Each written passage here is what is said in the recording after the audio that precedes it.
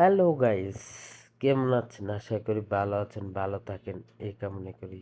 ওই যে সামনে একটা বিল্ডিং দেখা যাচ্ছে, সেটা হলো সৌদি আরবের লাইব্রেরি, বইয়ের লাইব্রেরি। এটার মধ্যে বিশ্বের সব দেশের বই পাওয়া যায়।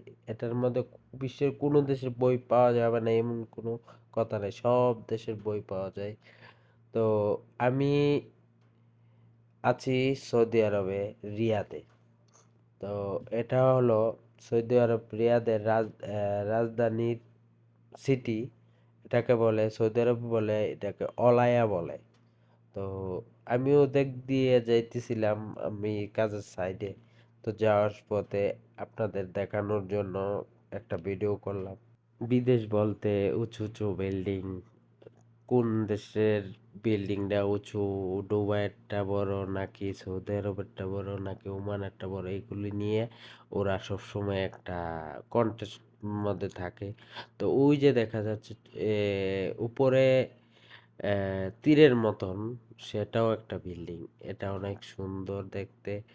তো আমি ওটার উপরে উপরে যাই নাই, নিচ একবারে নিচ গ্রাউন্ডে কাজ করে এসেছি। এদেশের মেলা হয়, তো ওই মেলার কাজ করতে গিয়ে ওটার নিচে গিয়ে আসলাম। অনেক দেখতে সুন্দর, নিচটা অনেক দেখতে সুন্দর। উপরে তো যাইনি এখনো, তো উপরে কেমন হবে সেটাও আমি জানি না। তো বিল্ডিংটি বিদেশে বিল্ডিংগুলো দেখতে অনেক ভালো লাগে। এটা একটা বিল্ডিং, আর একটা আছে কিংডম টাওয়ার। 100 তলা হবে।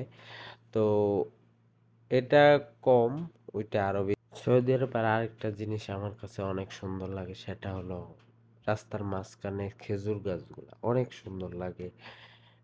যেটা মানে আমি আমার কাছে অনেক সুন্দর লাগে। আপনারা দেখছেন মনে হয় না, ভিডিওতে দেখতে পারেন, অনেকের ভিডিওতে দেখতে পারেন।